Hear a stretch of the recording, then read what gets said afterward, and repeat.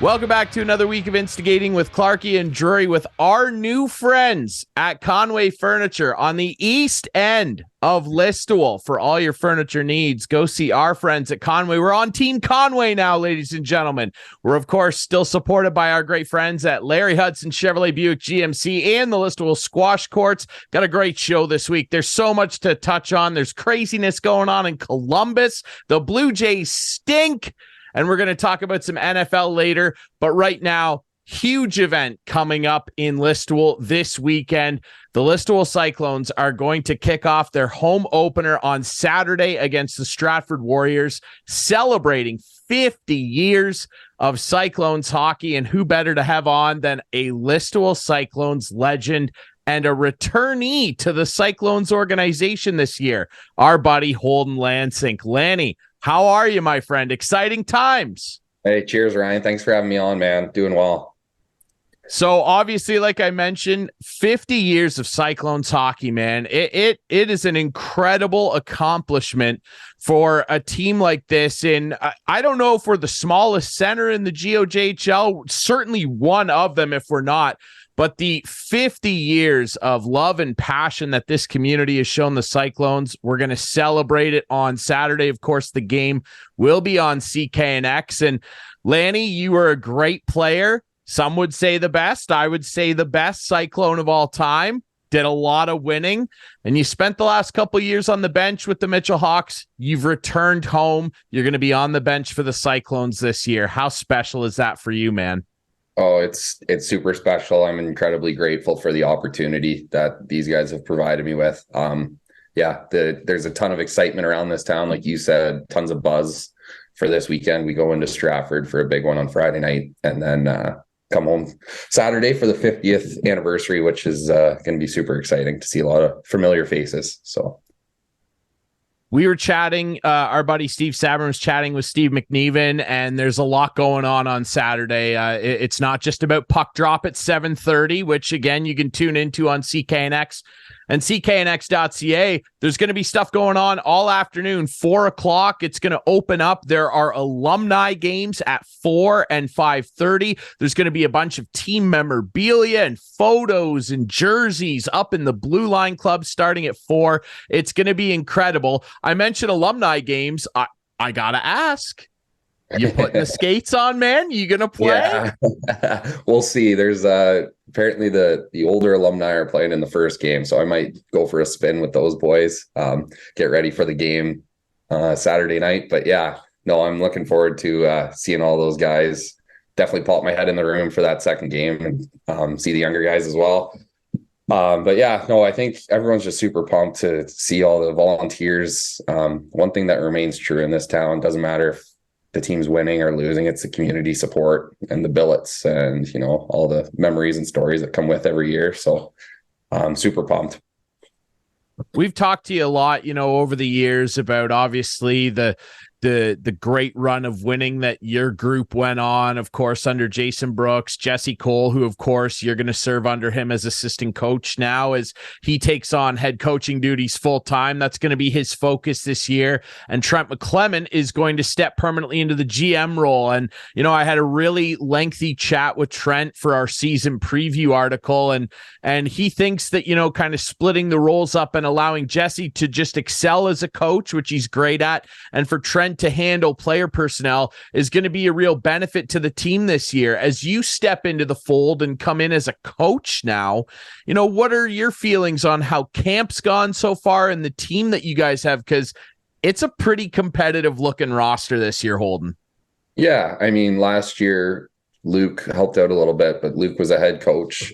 Louis and I and Kenny and Mitchell, you know, Louis was really good for letting his assistant coaches bring ideas to the table. And so we have 3 big personalities on our bench this year, I think. But so far, it's been really good. We've delegated the responsibilities as far as power play, penalty kill, some drills here and there. The guys are really buying in. There's some excitement in the room I can feel. Just trying to get them to play a little bit more confident.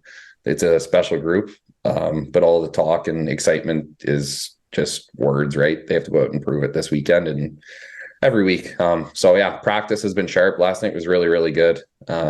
that's all we can ask them, one day at a time. So.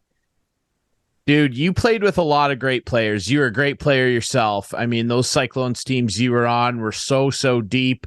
We always kind of joked, your third line could have been a first line on most other teams in the league. Yeah. I'm starting to kind of see something similar shaping up with the roster this year.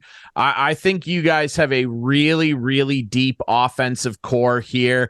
Luke Uhrig coming into the fold to play with his little brother. Obviously, 2 years in a row now, the Cyclones have signed the reigning Junior C Rookie of the Year last year, Alex McGillivray, who scored 17 goals as a kid in the league. This year, Harrison Muhlenstein comes into the fold.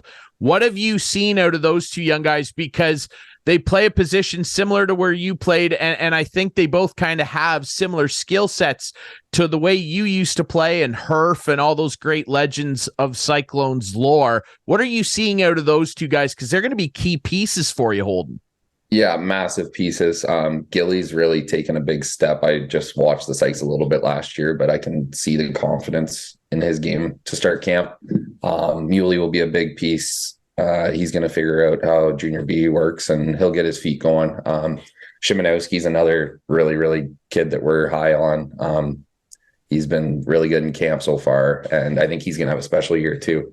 So, like you said, our fourth and third line, is just as good as our second and first this year. It's a good problem to have. It's tough that not all these skilled players can be on the power play and penalty kill. I remember my years, it was, guys like Mitch Dealstrad getting skimped out on power play time. He just shut his mouth and went to work. And you know what? When you win, you get noticed. It's a tough thing to drive into these kids' heads, but if everyone buys in, I think we can do special things this year. And like I said, the best way to get to the next level is winning. So hopefully we can drive that home with them. Some really good defensive returnees too. I talked about that with Trent in depth. You can find that article, of course, on CKNX, and you can actually listen to the full interview. Trent loves to chat about hockey. He was on with me for over a half hour. You can actually find that on our Instigating YouTube channel as well if you want to listen to that in full.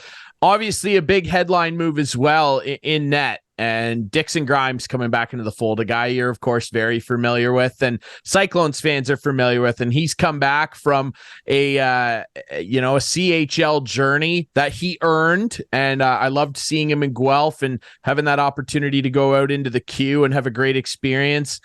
I said to Trent, I think it says everything you need to know about this Cyclones program and what it is that makes it special and why it's hit 50 years with many more to come, that a guy like Dixon wants to come back in his last year of junior eligibility to come and play here. Like, that kind of says it all, doesn't it, Holdyn? Absolutely. Whether you're 16 or 20, we want to develop you here. We'd love to get Dixon to a CIS program next year if that's what he aspires to do. But yeah, he's going to give us a chance to win every single night. Artsy's another one, or the other goalie, Riley Arts. He's come into camp. He wasn't guaranteed a spot. He just worked his balls off, pardon me for lack of a better term, and earned himself a spot. And that kid's really impressed me so far this year. So, and yeah, like you said, Dix, with his experience, he's going to give us a chance to win every single night. So, yeah, I like your goaltending, man, and you need two of them. You need two of them in this league. You know that from when you won back in the day, and I'm really excited to see what this Cyclones group can do this year. Before I let you go, and obviously everybody, if you see and hear this before Saturday, get down to the Steve Kerr Memorial. It's going to be an incredible day. Cyclones alumni from all throughout the years. It's going to be great memorabilia displays. It's going to be an awesome night taking on the Stratford Warriors at 7:30. Again, you can hear it on CKNX. Coming up right after this, Holdyn, I'm going to chat with our friend Albert Vartanian, who is a big NFL guy, working for Homestand Sports, and our friends over at the Parlay. You got your Patriots hat on. Big supporter of that. I'm a Pats fan, diehard fan since '98. I was an OG, okay? I was a Bledsoe guy, okay? I'm talking pre-Brady. Bledsoe was my guy, all right? And I love that you're a Pats fan. I love it. You're a winner, and the Pats are winners. What do you think of our chances this year? Division's looking tough. Aaron Rodgers going down. you'd hate to see that, but that's a treat for the Pats, obviously. I don't know. Everyone's writing us off. I think we're going to be tough to play against. It's kind of nice watching Pats games, a little less stressful this year. Doesn't really matter if they win or lose. If they are above 500, that's a heck of a year. So it's a lot of stress, all those Super Bowls the last few years, right? So I kind of agree. I've said to people that are surprised when I say that, like I've actually had more fun watching Patriots football the last couple of years than I did the last 5 of, when Brady was around. Because it's just that stress, like, come on, let's get one more. And we did. We did get more than one more. We're very spoiled. But I like Mac Jones. I believe in him. I think we can steal a wild card spot, especially after watching what the Bills did against those Jets. I think we can get a wild card spot, my friend. Hey, I really appreciate you coming on. I'm so thrilled that you're going to be back with the Listowel Cyclones. It's a real homecoming story, and I think it's a great one. I can't wait to see you at the rink all year, my friend. Thanks for doing this. Cheers, fellas. Thanks for having me on, and go Pats. Go Pats. I love it. Speaking of that, like I said, our buddy Albert Vartanian of Homestand Sports and the Homestand Sports podcast next to chat about the NFL here on Instigating.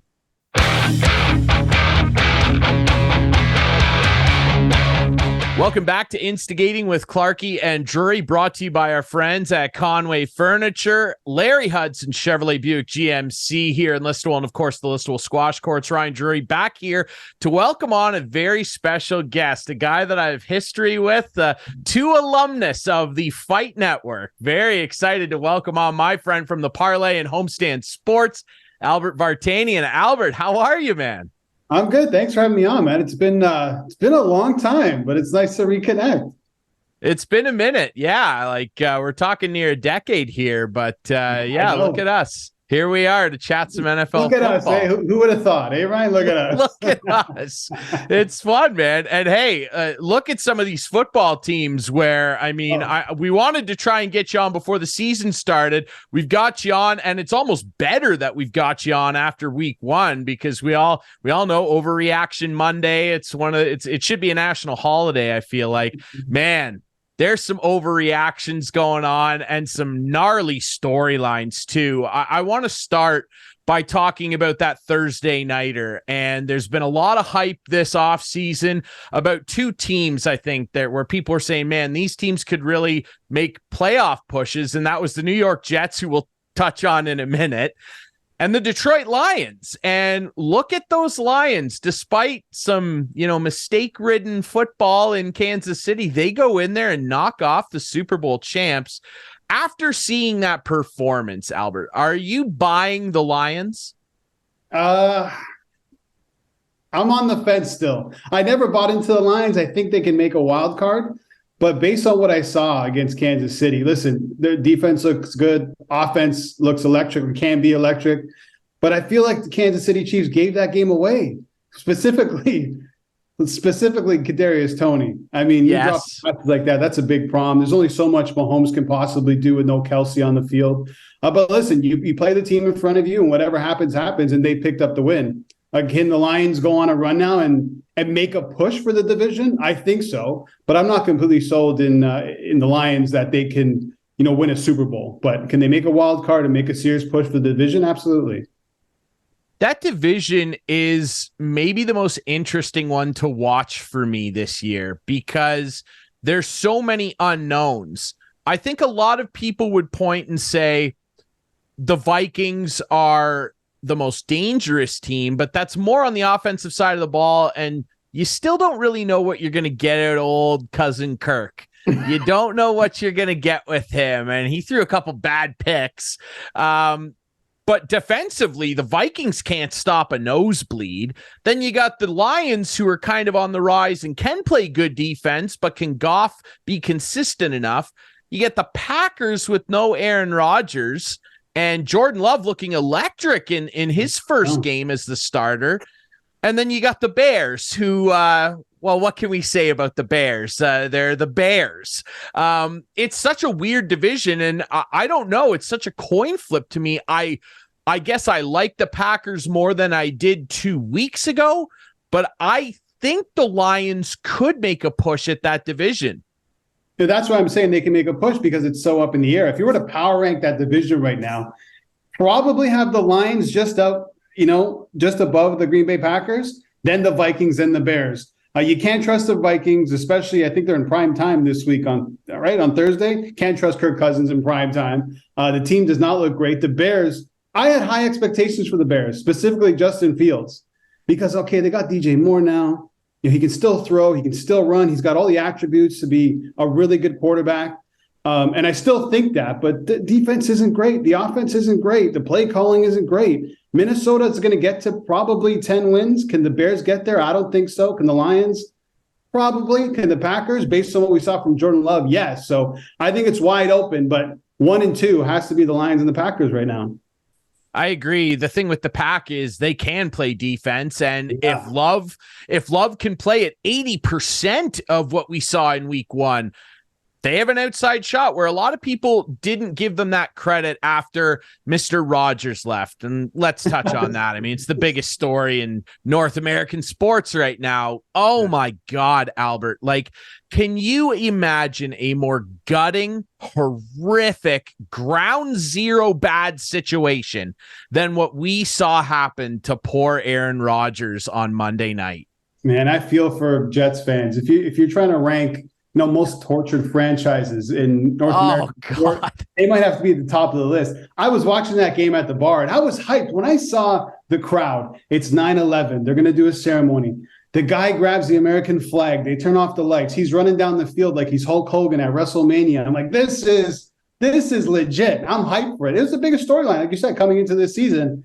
And then, 4 plays in, 4 minutes in, boom, that happens. In comes Zach Wilson. The whole crowd is deflated. It's the Bills game. We should probably talk about the Bills, which I'm sure we will. But it was devastating. I think it was devastating not only to the Jets, more so the Jets fans, but I think to anybody who actually just enjoys watching football and loves football, because what a story that is. You saw, even without Rodgers there, the talent that they have offensively. Garrett Wilson making that spectacular catch. I thought Allen Lazard looked pretty good. That defense is unbelievable. And the defense alone, I think, can potentially make them push for a wild card. They got to figure out the quarterback situation, but they have all the pieces there to be a really good team. It's now they got to figure out what they're going to do at quarterback, but just an unfortunate way to start the season.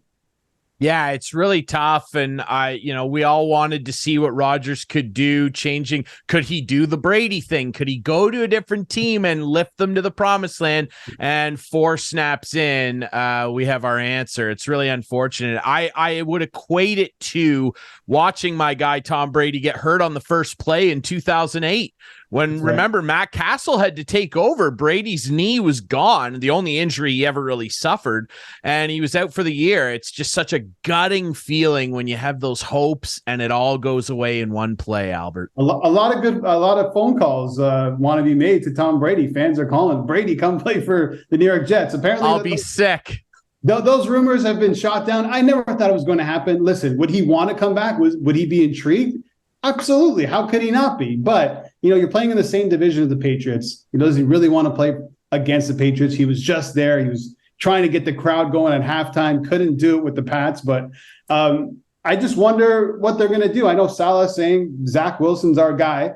And I feel like I saw his nose grow about 20 inches when he said that. There's no way that he's happy with Zach Wilson being their guy, even being under the apprenticeship of Aaron Rodgers. You got to go out and get somebody else. That's just what needs to be done. Who that guy is, who knows? But I think phone calls need to be made immediately, because this team, I think, is good enough with a decent quarterback. They don't have to find an Aaron Rodgers. You can use like a Jacoby Brissett, a Cooper Rush even, who's third string now on the Dallas Cowboys. Someone who could protect the ball, manage the game, give it to the backfield. Breece Hall and Dalvin Cook look good, and I think you're going to win more games than you lose. Yeah, absolutely. Yeah, Breece Hall, I mean, you talk about him. He looked plenty healthy, and my fantasy team was happy about that. So, I think that they're a threat if they can find somebody. No disrespect to Zach Wilson, but I think that they're going to be looking around and maybe try and find themselves a Brock Purdy type. And we'll talk about him in a minute too, but you referenced the Bills, the team that inexplicably, I mean, yes, we're singing the praise of that New York defense, which looks super legit. Sauce Gardner, all those guys, they're amazing. The Bills, They are as perplexing a team as I can find in maybe North American sports, let alone this league, Albert. I love Josh Allen. I love his skill set. I love what he brings, but we saw him do things that have held him and, in my opinion, his team back the last couple of years. He could be accused at times of playing hero ball and trying to do way too much himself. What did you see out of him after a 3-interception, 1 fumble performance against that Jets defense? I saw a guy who can be elite be completely careless with the ball. I mean, 4 turnovers, fumbled a snap. You mentioned it, 3 interceptions, 84 turnovers since he's been drafted. His last 19 games, he has 27 turnovers. You go back to last season, 7 turnovers in the red zone. How can somebody that good, and we know he can be one of the best quarterbacks in the NFL, be so reckless with the football? I think the Buffalo Bills will be just fine. I really do. I like their defense. I think, Josh Allen and Diggs, they're going to be connecting for touchdowns throughout the entire season. They just got to hope that that game doesn't come where Diggs decides to blow up and just go after Allen, go after the coach. And you already saw a little bit of it in that Jets game, right? Where McDermott and Diggs, they weren't happy with Allen, and rightfully so. But it's very strange to see somebody who I think could lead the Bills to a Super Bowl be so reckless with the football, especially in a game like that. What were they up, 13-3? You can't give that game away when Rodgers goes down. So I have concerns about Allen, but overall, that team is really good, and I think they're going to be just fine, honestly. I do too in the long term, but right now, clearly there's still some ironing out to do with the way he plays in certain situations. And the Diggs thing is interesting to me because one of those picks, you saw him force it downfield to him when he had 2 guys open on underneath routes, and he tried to force it downfield 50 yards in double coverage and threw one of his picks. And the dynamic between those 2 guys is going to be interesting because, for a team to succeed and win the championship, everybody has to, yes, perform at their highest level, but sacrifice a little bit too. Like Diggs might have to settle with 7 or 8 targets in certain games, like against the Jets defense, and, eat it up against lesser teams. Josh Allen, to me right now, as far as I'm concerned, and I mean this in the nicest way I possibly can, Albert, and I'd love your reaction. For me right now, he's a fraud. Like, he can't win the big game. Name me one time where he has come out on top in the biggest situations. Kansas City overtime. Again, excuses there. Oh, well, we didn't get to touch the ball. You knew the rules, and you let Kansas City score with 7 seconds left. Another time in the playoffs where he came up short. This Jets game, Cincy. Until you're not, like, he's a bit of a fraud to me. I love the kid. I think he can play the position in an exciting way, but exciting doesn't always get it done when it's crunch time, does it, Albert?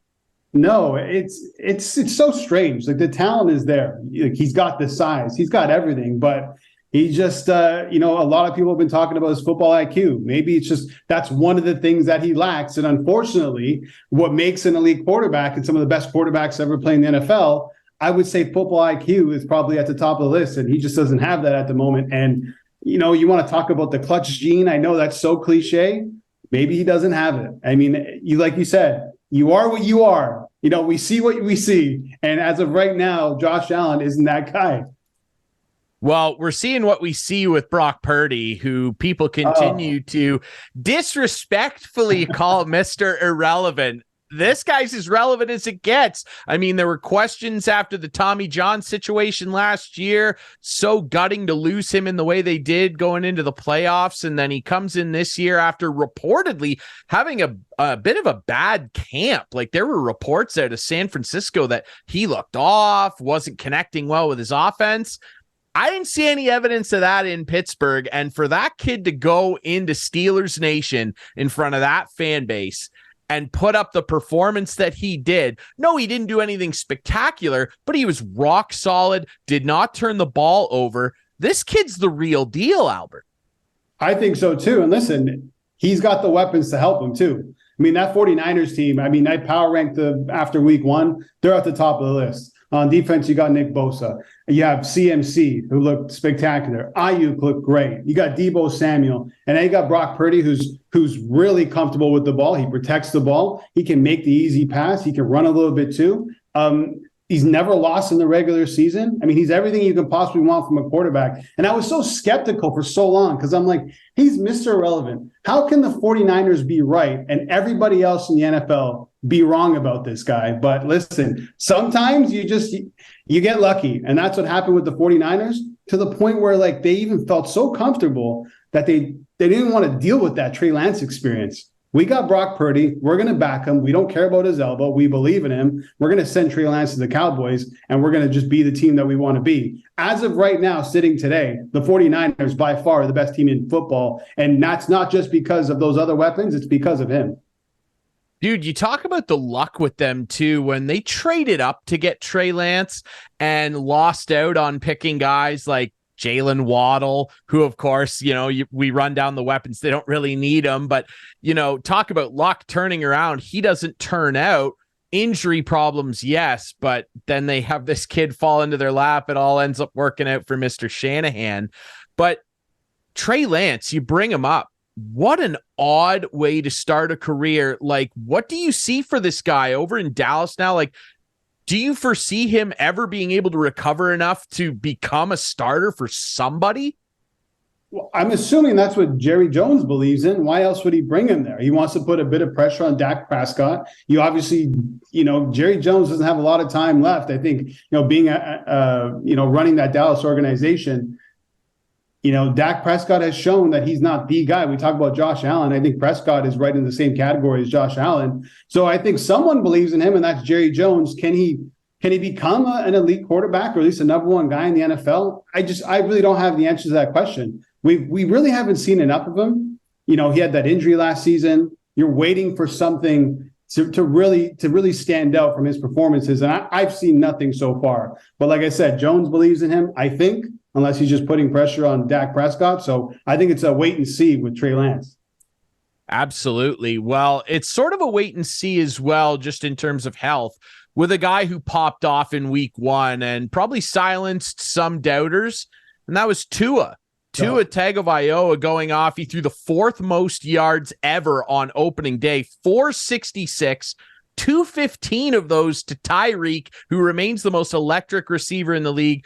4 TDs. I mean, if this guy can stay healthy, because we all, God forbid, I don't want to see this guy even bump into a street lamp. This guy's head, we don't want to see him get hit. If he stays healthy, Albert, does he make a run at MVP this year?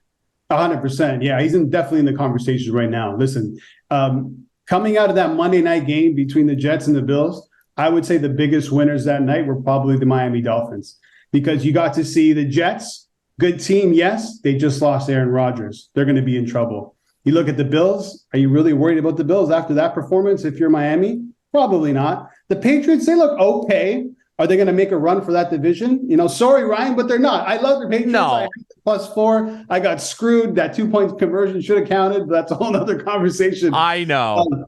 But listen, I believe in Tua.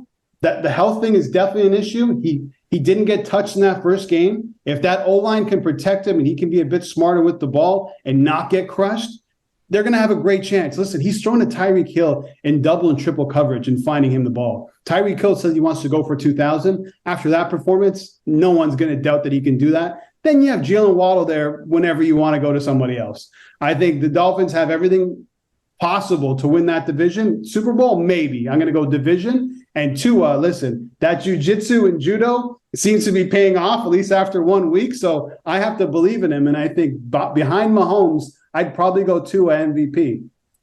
Yeah, I completely agree. I mean, the performance he put forward was unbelievable. I love a southpaw too, a fellow lefty just slinging it out there. He's so much fun to watch. I really don't want him to get hit.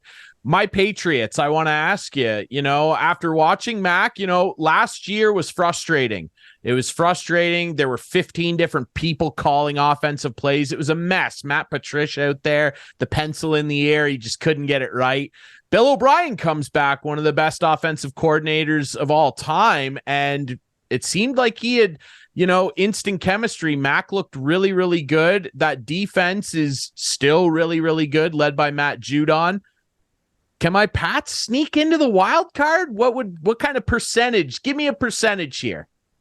I'm going to go 50%. I'll go 50% because I'll take it. And because of that defense, I think they're going to win a lot of rock fights. At least they'll be in a lot of them anyway. Like when they meet the Jets, I think in a couple of weeks, that's a game I think they can win like a 9-6. I think they're going to battle teams out. And listen, Mac Jones, I don't know if he has the full trust of Belichick. Maybe you follow the team closer than I do. I don't feel like that's the case. And who knows what you have in Ezekiel Elliott. You're going to lean on that defense most of the time. So it's going to be difficult, but I'd have to give him a 50% chance. I believe in Belichick. I still believe in him. But even if they do, Ryan, get to that wild card, the expectations won't be high.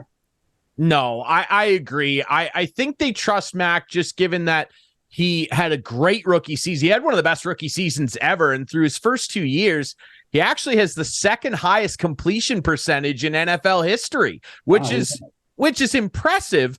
Yeah. But the lack of offense there last year, the lack of touchdowns, and all of a sudden under Bill O'Brien, Kendrick Bourne shows up. Hunter Henry looked revived. Ramondre Stevenson, I like the options here. We'll see what Juju can bring. He had a pretty quiet Patriots debut, but a good veteran guy for those dudes to lean on.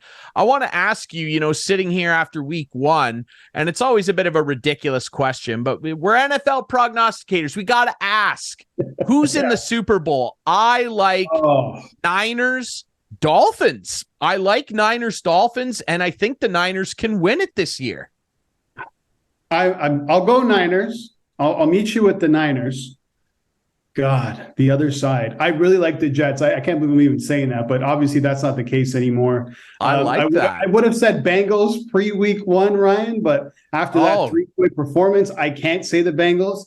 I don't think the Ravens even looked that great. I thought Lamar Jackson looked a little bit rusty. I'm sure he'll get a bit better. I'm going to go out on a limb.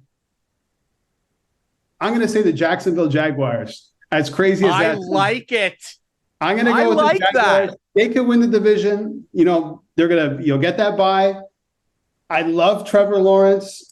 So just to be a bit contrarian, I'll probably go Jaguars, but 49ers, Dolphins, if Tua stays healthy, seems to be maybe a closest thing to a lock after week 1. After week 1. Talk to me again after week 2, and then it'll probably be a different answer. Albert, I love it. I think that's a great call. I haven't heard anybody, even on all the networks, say the Jaguars, and I love that you're giving them some respect because I think they're flying under the radar here. Trevor Lawrence took a huge step forward last year. He's got some great weapons down there too, and their defense is underrated as well. I wouldn't be shocked at all if we saw them creep through, which would be nice. It would be a cool story for the NFL. And Ryan, sorry to cut you off, but not a bad schedule either. I know they face the Chiefs, who I think they can win that game. Then they got Houston and Atlanta and Buffalo, both in London. So they're going to be there October 1st against Atlanta, and then Buffalo's going to meet them there. They're going to be adjusted to the time zone already. I think that's a win. Indy, New Orleans, Pittsburgh. Okay, they meet San Francisco after the bye, but Tennessee, Houston, Cincy, Cleveland, not the worst schedule. I think they have one of the easier schedules this year. So listen, I think the Jaguars can do some damage. I'm trying to make the case for the team I already picked, but I like the Jaguars a lot. I do too. Final one for you. You bring up Indy and Houston, and I want to ask you, the story this year, as it always seems to be, the young new quarterbacks coming in. We've got the first overall pick over in Carolina. I thought Anthony Richardson looked pretty good despite a loss to those Jaguars. Stroud struggled for sure. What's your opinion on the young quarterbacks, the first-year guys, and who do you think could potentially lead their team to a surprise playoff spot? Oh, that's a really tough question. They all lost in week 1. I know. Anthony Richardson, I probably have to agree with you. I like the look of that. He just seems, it's weird. He's a rookie, but he has this veteran presence about him. Am I off the mark by saying that? I don't think so. When I see him play, he looks great. So I'd probably have to say Anthony Richardson, but I'm never, ever big on rookie quarterbacks coming into a season. I don't believe in, putting that pressure behind them, because you still got to learn how to play at the pro level. You got to come up to the speed. You're usually playing with a team that doesn't have weapons, that have no expectations of making a playoff. But if there's one I had to pick, probably Richardson, because of that. He just has this aura around him when he plays, like he's been there before. So I feel like he'd adapt quicker than any of those other quarterbacks. I agree. It's going to be an interesting season. We're definitely going to have to check in with you maybe at the halfway mark, and of course the playoffs for some predictions here. Albert, you're one of the best. Where can people find you on social media and see your content, my friend? Yeah, you can follow me at Albert Vartanian on Twitter or X, whatever you want to call it. Same thing on Instagram. I host a Homestand Sport podcast every Monday, Wednesday, and Friday. You can get that wherever you get your podcasts. Also on Room 442 as well, doing some footy with James Sharman. So come check that out. Yes, I love Room 442. I've seen it before. I love Sharms. He actually ignited my love of soccer when I was a little kid back in the score days. Yeah. So I'll definitely continue paying attention. We got to have you on talk about some soccer at some point too. We'd love to, man. Anytime. Absolutely. Albert, thanks for doing this, my friend. I appreciate it. Thank you, Ryan. Good seeing you again, buddy.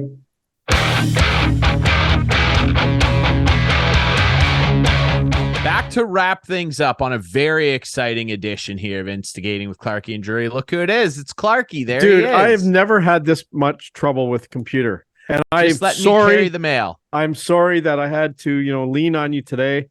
Listen. Twice my computer just shut right down.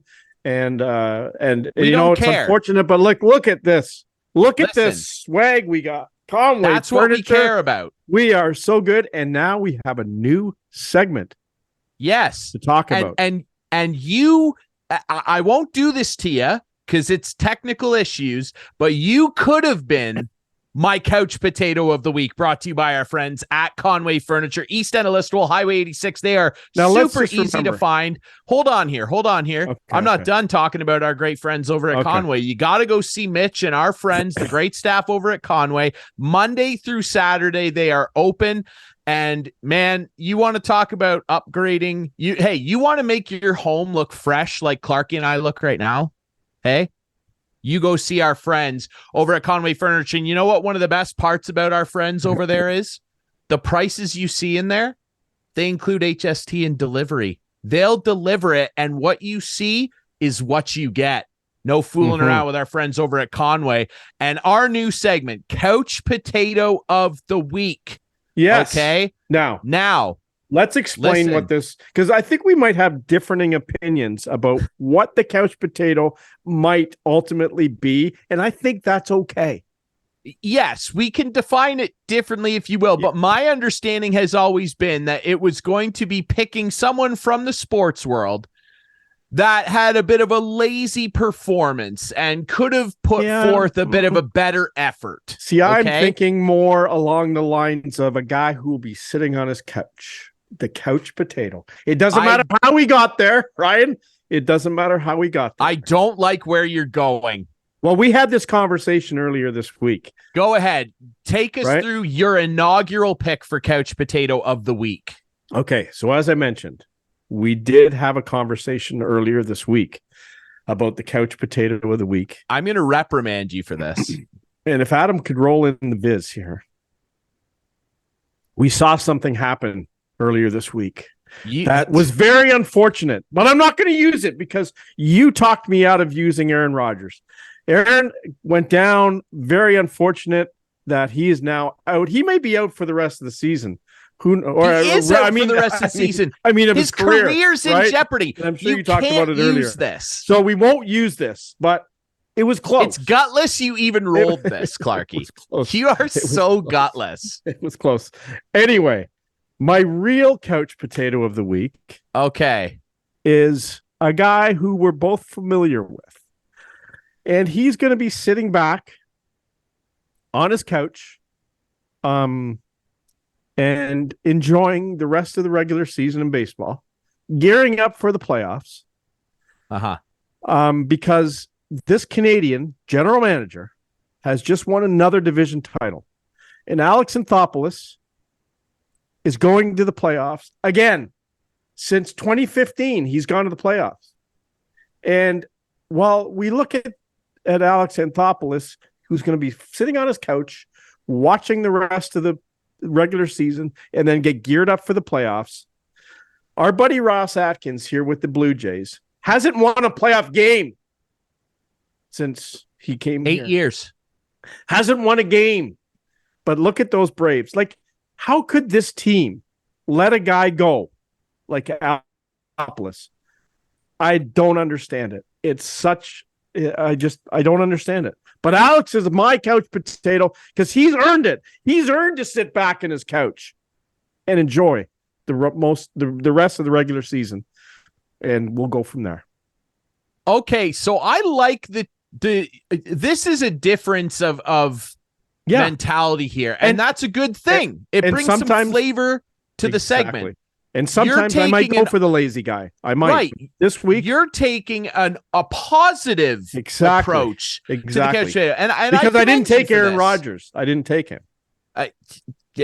Stop saying his name. It makes me sick that you even considered that, because it's not a nice thing to do. Where is he going to be for the next 6 months? Listen, if Austin Matthews blows his Achilles out, where's he going to be for the next 6 months? Sitting on the couch. You would not want me to make him the couch potato. Okay, be honest with yourself. Go on with yours. Right? That's not going to happen to my guy, Austin. Well, I have, like I told you, based on what you said, I was going to either go the Jays route, which you kind of sort of did, in a backwards way, in a reclining way, if you will, right? In a reclining way. Couch potato.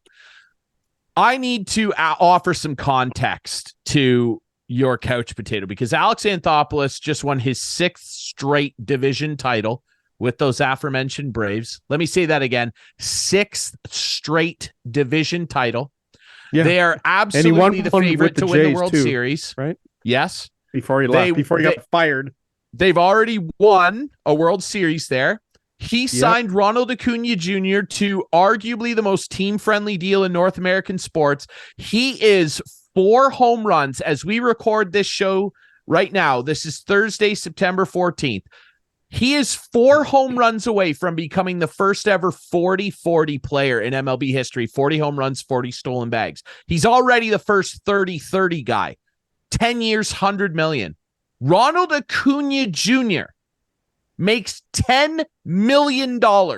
If he was a free agent tomorrow, he'd make 40. And Alex Anthopoulos signed him. Now, and he should absolutely boot his agent into a couch. Let me tell you that. Now, that's neither here nor there. Look what else he's done. Freddie Freeman, not wanting to re-sign Atlanta. I want more money. Deals him to Los Angeles. Or sorry, lets him walk to Los Angeles as a free agent. What's Anthopoulos do? He turns around to the moribund Oakland A's and picks up Matt Olson, who's leading in home runs and is absolutely a shoe-in alongside his teammate, Mr. Acuna, for MVP. If either one of them won it, no one would complain. Makes me sick what's going on with the Blue Jays. Let's talk a bit about them as we record this tonight. They're in danger of getting swept in a 4-game series against a team that has been playing brutal baseball for a month. The Texas Rangers are a joke, but that doesn't matter when they come to the Rodgers Center, because the bigger joke is the Blue Jays. Blue Jays record at home since August 1st against teams with a winning record. 3 wins, 8 losses, a run differential of minus 33. They're losing to the Rangers in the first 3 games, 26-7 collectively. Home run differential, -7. A team ERA of 5.55, a batting average of 195, and this is the grossest one of all. A team slugging percentage, even with Davis Babe Schneider's historic run, of 299. I'm sorry. I can't do this anymore. Enough's enough. People need fired. This from our friend Rob Longley of the Toronto Sun, the Blue Jays beat reporter. This from his article after the 10-0 debacle on Wednesday. The "we'll get 'em next time" refrain has been the anthem of the 2023 season.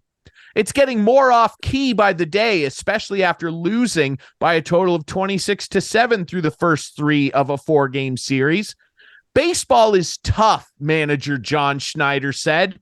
You just want guys to be who they are. I think there's been some ebbs and flows with individuals. There's been ebbs and flows with the team. Our friend Rob Longley goes on to say, this still might be a playoff team, but right now it's hard to buy in on that. The Jays have 3 fewer wins than last year's team did through 146 games. Is it frustrating? No, Schneider said. We know the character and talent that's in our clubhouse. We trust that. As tough as the last couple games have been, you really just have to focus on tomorrow. It's not concerning. If the season was over tomorrow, then it would be concerning. It's not the way we wanted the series to go so far. There's one thing about being positive. There's another thing about being going blind off the board and just like, come on, like living in denial. Mm-hmm. Living in denial. I think John Schneider, I can almost guarantee, is a good person. I bet he's a great guy. I am saying this with utmost conviction. So pay attention. I don't care if they do make the playoffs. They have shown us all year, like John says, who they are. What they are is a team with elite pitching and double-A hitting at best. At best. And John Schneider, despite probably being a good dude outside the confines of the Rodgers Center, is not a major league manager. Ross Atkins is not a major league general manager. Well, that's for sure. And Mark Shapiro, if he wants to keep his job, needs to fire them both. And to be frank, they should have both been fired after the 10-0 dusting on Wednesday. I heard Brian Hayes on Overdrive say that's the second worst loss of the Atkins-Shapiro tenure, next to being up 8-1 against Seattle last year and losing. Mm-hmm. And I agree. And I think it's worse. I think it's worse. I'm done. The experiment is over. These guys, you want to talk about who you are, John? What experiment? You are failures. You're failures. Yeah. That's what you are. Now, I think, like, unfortunately, here's just one little addition to this. Please. Shapiro should go too. And if I hear anyone else tell me he can't go because he's in charge of the renovations at the Skydome, give me a break. The architects are. The architects are in charge of the renovation. This guy's not. If that's what he's in charge with, no wonder the team's playing the way they are. By the way, give me a break. These guys should just like. Oh, it makes me so frustrated. I'm glad you brought that up, Clarkey, because our friend Rob Longley referenced in his story that because of those renovations, guess what? Ticket prices are going to go up next year to watch these bums fail. Yeah, of course they are. I can't even do this anymore. I got to move on. The whole front office should be gone, in my mind. I'm not going to argue with you All anymore. I've seen on Facebook for the last week from the Blue Jays Facebook page is, well, what did they call it? They called it, I'm drawing a blank. Listen, I know. I'll tell you exactly something about how big this series was and how it's go time and so on and so forth with the Blue Jays. Well, the team didn't see the memo. Going where? Right? The team not didn't October see the memo. baseball. Not October baseball. Now, despite my crazed rant, I still haven't given my couch potato of the week, courtesy of our friends at Conway Furniture. My couch potato of the week is Jarmo Kekalainen and the Columbus Blue Jackets. This photo story with Mike Babcock and the fluff pieces that were done about him in the offseason. By the way, the reporters, some of whom I respect, that wrote those fluff pieces about Mike Babcock can be included in this. I don't care what level this is, whether something nefarious went on or not, hiring Mike Babcock will cost Jarmo Kekalainen his job. And that's why he's my couch potato. Laziness to just bring in some guy who, yes, has won some stuff. But let me tell you what, this guy, this whole phone debacle, if you don't know what we're talking about, Google it. The whole spit and chicklets thing, Paul Bissonnette brought it forward of Babcock allegedly forcing guys to show him photos and allegedly showed them to other people. Just not absolute crazy story, which the Jackets came out and denied, and the captain Boo Jenner said so too. As we record this show, I didn't think they really denied it. Marty Walsh, the director of the NHLPA, and Ron Hainsey, his right-hand man, are down there investigating this. Now, if this was basically any other coach, people might go, oh, that's a bit of a weird practice, but okay. But it's Mike Babcock. If it was any other coach, it probably would never have got out either. Exactly. And after the if Bruce Boudreau did this, people would go, that's kind of wonky, Brucey. It's Bruce Boudreau, but it's Mike Babcock. And after the fiasco with Marner, right? You think he would have learned, right? Yeah. Nope. Can't do it because I'm Mike Babcock and I'm bigger than the game. And this follows stories of, listen, we've seen these guys that go home for summer in Europe and have quotes mistranslated and stuff. A few years ago, after Henrik Zetterberg retired, he was talking to a paper back in Sweden, and he said, and I quote, by the way, someone from Detroit reached out to him to ask him to clarify, and he said, no, that's what I said. He said, we won the 2008 Stanley Cup in spite of Mike Babcock. And let's go back to that time too, where Mike Babcock mentally eviscerated and broke down Johan Franzen like it was his job. And Zetterberg in this interview came to Franzen's defense. A former player said, and Clarkey, you know hockey players, they're generally pretty vanilla. Yeah, it didn't work out. This guy's a bad guy, whatever. A former player said, Mike Babcock made it his job to mentally erode Johan Franzen's humanity. That's what he said, this player who wasn't identified, by the way. Well, yeah. I don't have time for this. The Columbus Blue Jackets organization and old Babs are my couch potato of the week. Our inaugural couch potatoes. That's a good one. And Ryan, also, I just want to add, please, Frankie Corrado on TSN this week was speaking very much about this Babcock situation. Said how much of a bad person he thinks he is. Says he doesn't care about anything except Mike Babcock. I almost wonder at the back of my mind if this guy just wants to retire and get fired. And just sit back. He collected a lot of money from the Leafs, doing nothing, and now he could do the same thing again. Clarkey, I don't know. How often do you hear hockey people say stuff like this about a guy? Never.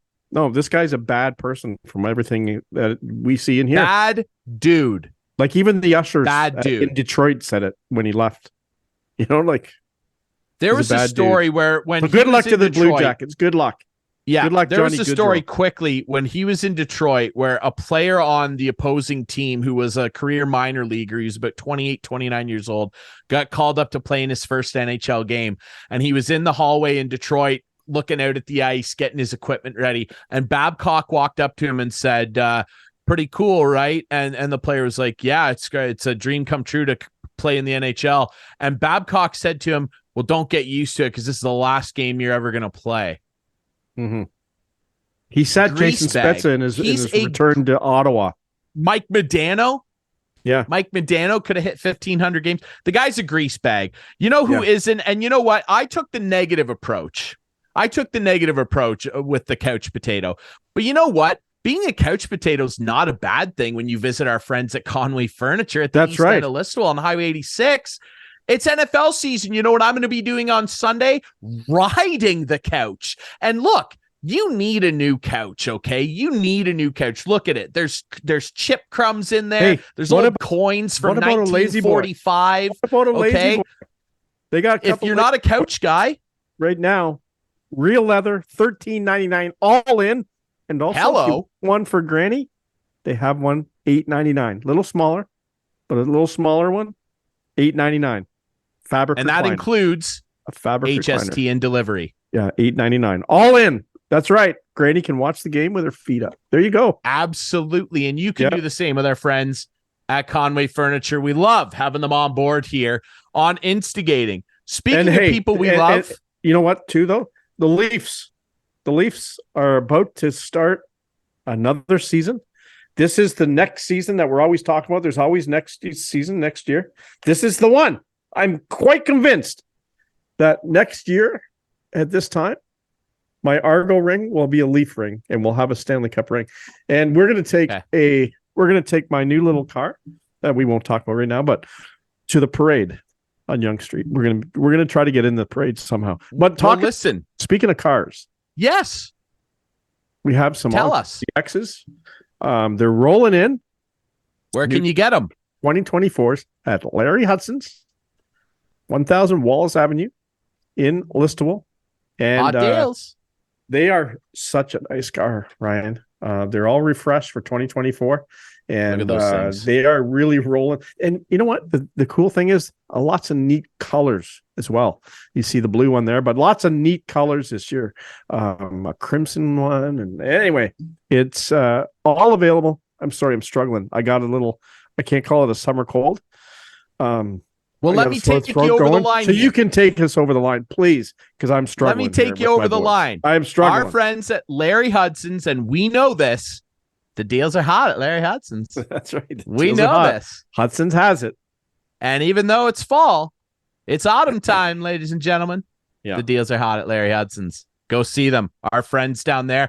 Thanks so much for watching. Thanks to our friends Holdyn Lansink of the Listowel Cyclones, Albert Vartanian of the Homestand Sports podcast. Follow him on Twitter. Follow our great friends over there at Homestand. Remember, visit our friends at Conway Furniture. If you need some new furniture, new kickback for the NFL season, go see them, our friends at Larry Hudson's, and our great friends over at the Listowel Squash Courts. You can watch this show every Friday night at 8, Sunday night at 9 with our friends on Whiteman TV. That's channel 6 for Whiteman subscribers. We debut on our YouTube channel Friday nights at 9. You can follow us on Instagram at InstigatingPod and on Twitter as well. And you can find the podcast on all the best podcast apps, because that's what we do here. We're the best. We got the best sponsors. We got the best viewers. We got the best listeners, ladies and gentlemen. Clarkey?